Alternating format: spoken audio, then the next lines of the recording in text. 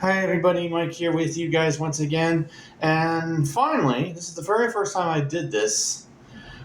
I'm doing a PS5 physical game collection. It's not all my games because I have a bunch of digital ones, but these are my PS5 games, my physical PS5 discs, and it's not very big.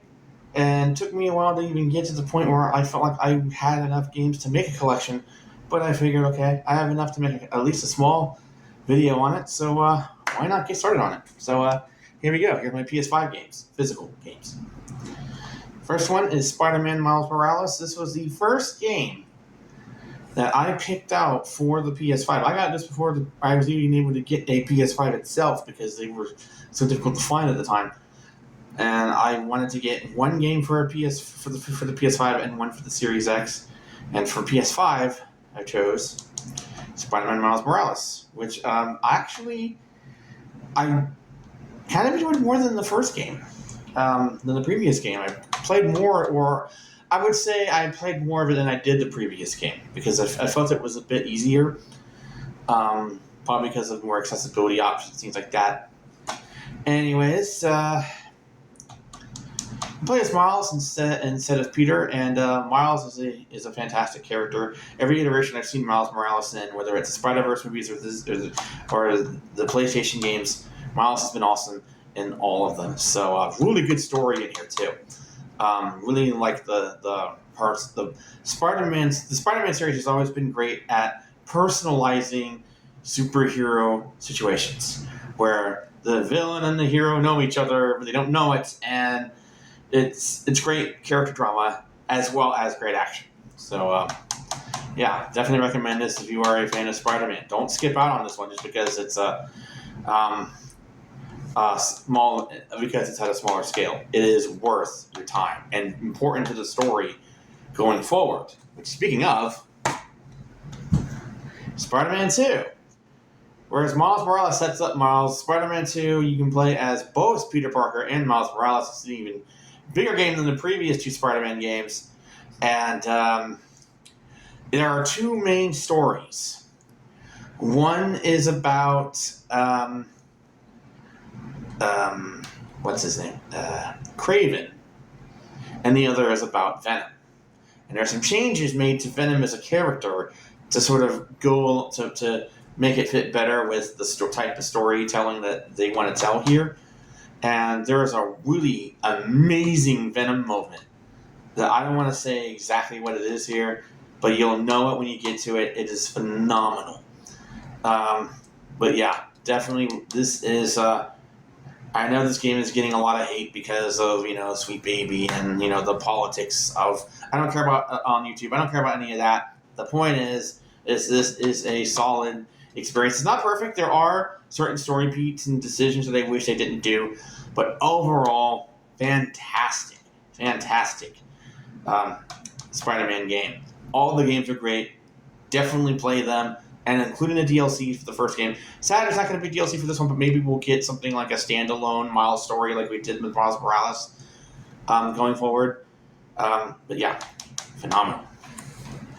Continuing the Insomniac train is Ratchet and Clank Rift Apart. Play a little bit of this. I like that you can make it to where you can't die in combat, which is great. They always say it's a Pixar movie. It looks like a Pixar movie every time, but I don't really think this is necessarily Pixar in terms of the genre because, Pixar movies aren't this action-packed. Not at the level that these games are. These are run-and-gun shooters just as much as they are platformers.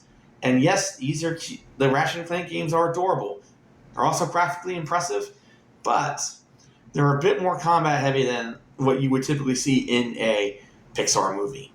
It's just, at this point, this is just a solid animated film that you can play. And that's how it should be worded. Because CG animation is pretty much standard for all animated films at this point anyway, and outside of anime.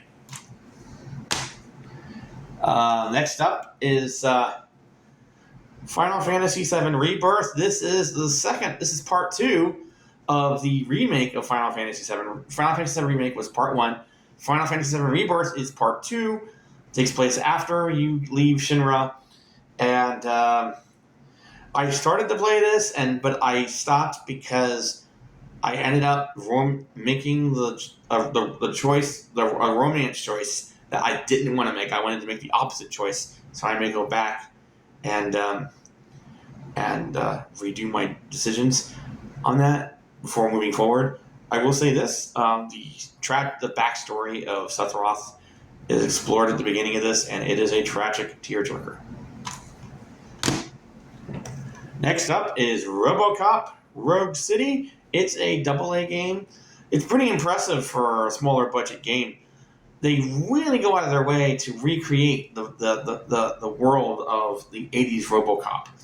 Like, I actually got lost in the police station from the RoboCop movie. And then Peter, and not to mention Peter, I think it's Peter Weller. He's back. It's if you are a fan of RoboCop, you got to pick this game up. Don't pass out on this because it's not AAA. This is a game made for RoboCop fans. Getting lost in the police station from the first movie, priceless. Next up is Horizon Forbidden West. I finally caved and was like, okay, you know what? I got to get a PS5 online because this game is coming out, and I just couldn't wait anymore to get a PS5. And Horizon was the game that was like, all right, you better get yourself that console. Don't wait for it to come in to go in for stores to have it, you know. Because I really wanted to get this, because I have played so much of the first Horizon as well as the DLC for it that I couldn't wait to jump into this. But the funny thing is that after a while, I kind of felt overwhelmed by this game because of how big the world is, the scope. It can be intimidating. It's not difficult. It's just intimidating. But once I got the Pro, that was my excuse to come back, and I've been playing it ever since, and I don't regret it at all. I do want to review this separately to talk specifically about things I liked and didn't like about this.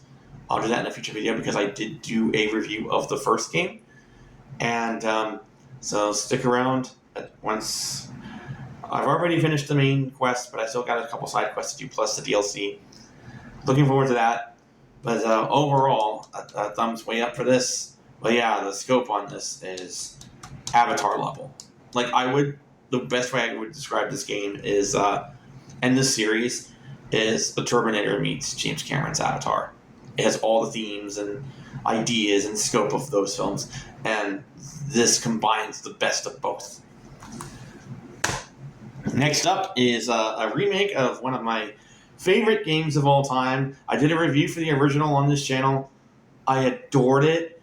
So I had to pick this remake up. I played a little bit of it, but I stopped because I'm in the middle of Horizon. I didn't want to get too far into another game on top of that. So once I'm done, with Horizon, I may go to Alan Wake 2, but eventually I'm going to wait until they patch this up because they didn't implement PSSR very well on the Pro version for this. So I may wait for them to do that. Bloober Team says they're going to do that.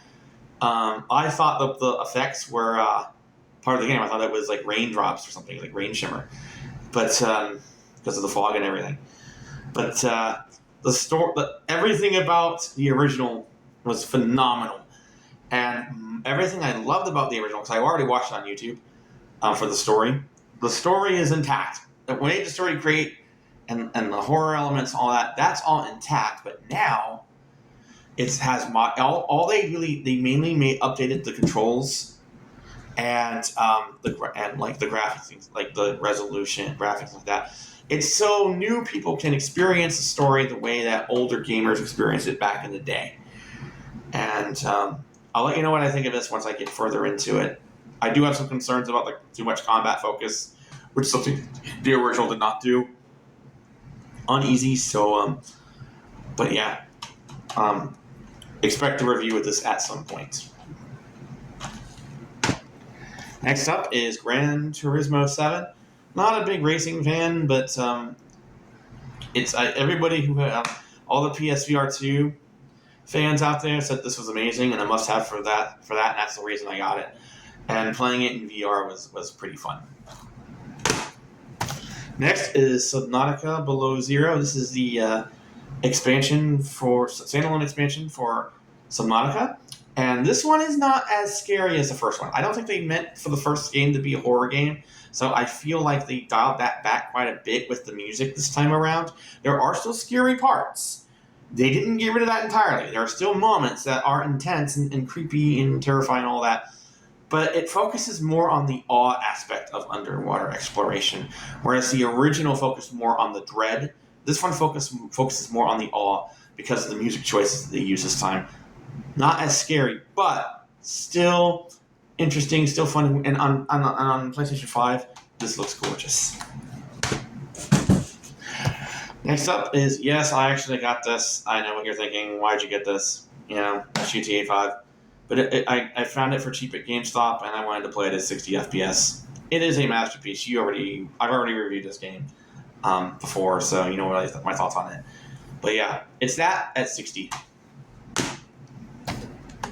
Next up is Resident Evil 4. I have not played this version yet because I'm too scared to.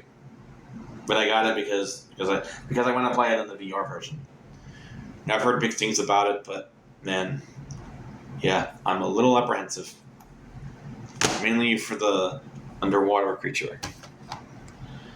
Speaking of which, here's another VR Resident Evil game. Yes, I know you can play them on flat screen, but to me, they're in VR. But I did play this one a little bit. I didn't get really far in because the enemies became just too numerous. But what I liked was that I found myself holding the gun like the characters on the cover do and in the games do, without meaning to. I was shooting enemies, and then as I was waiting for more to show up, I was doing this, but I was holding the gun in the Resident Evil style without without meaning to do it. And I thought that was a badass moment. So yeah. And finally, Ragnarok. I started to play this a little bit, but with so many unfinished games, I decided to stop and go back to it later. I do want to return to this. I've beaten the first game, reviewed it, so I need to get into this one.